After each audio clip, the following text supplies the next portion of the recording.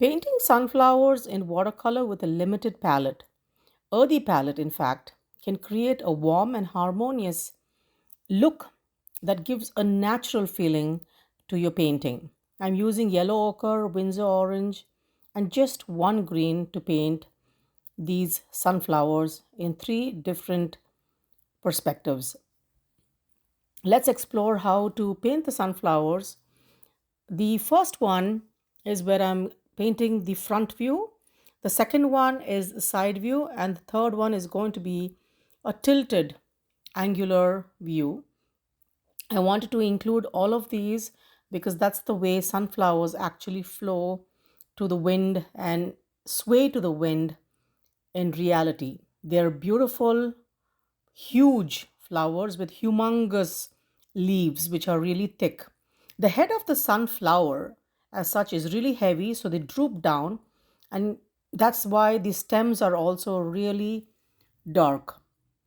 So, for the materials that I've used here, I'm using the cold press Arches watercolor paper, and I'm using a round brush. You can use a round brush number 6 or 8, and then you can use a finer detail brush like a size 4. For painting the sunflowers, the front view, all I did was just draw a circle, and then I included the center to create an oval shape. More than a round, it was an oval shape to represent the petals.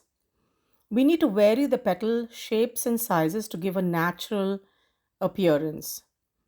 The side view is the one which is oval yet a little elongated and a little funny to look at when you're painting, but it all comes to a beautiful sense when you actually finish it because it's drooping.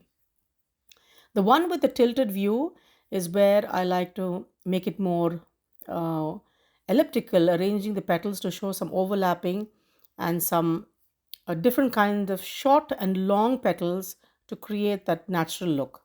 I'm using a lot of brown for the centers.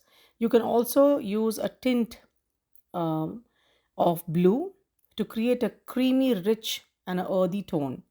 I like to use my damp brush or even the area that's going to be damp and take advantage of the dampness to allow the blues to mingle with the brown.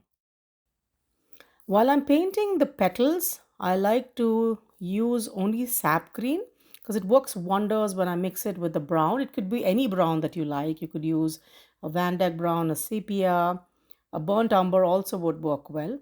All you need to know that these leaves are really large, and I've mixed up a little bit of blue and a little bit of brown to make them of different hues. That's how nature is because sometimes the sun is hitting and then the other side is going to be in the shadow. So the some of the leaves beneath the sunflower are dark green. If you like, you can always leave a little bit of white in between the petals to give you a more interesting look. So that's what I've done with the sunflower that is looking away from us.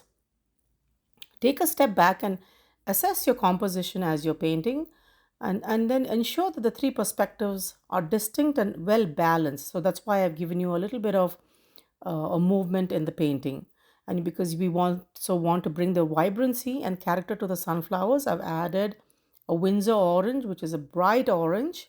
You can also use a cad orange to paint the petals. Make sure that you don't paint all of them orange, just interchange between the petals because this captures the beauty and the variation of the sunflowers are actually kept cohesive by doing so. So I hope you enjoy this painting. It's a simple one. You can play around with the leaves, you can play around with the size of the sunflower.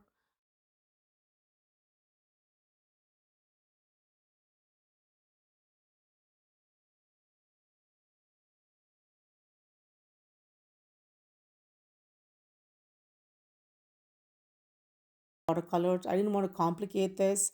I love the loose style. So I'm also laying in some of the oranges along the way once the initial washes are dry for to bring about a little more definement to the petals. So I hope you enjoy the painting as much as I have enjoyed painting it and showing it to you. Try it out with limited colors. As I said, you can use the yellow ochre, you can use a cad yellow, Winsor orange, and the only green that I used was sap green. I mixed it up with a little bit of Payne's gray, or you can use even an ultramarine blue. You can mix it up even with a burnt umber to get a different shade of green. So play around with it, play around with the timing, and enjoy this painting.